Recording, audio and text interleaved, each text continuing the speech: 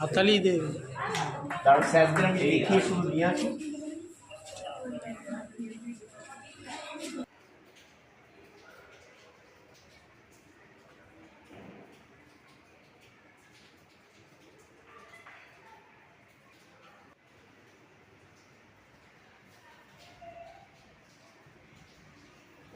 এই পদটুকু সঞ্চালনা করার জন্য আমি আহ্বান করছি বাংলা বিভাগের অধ্যাপক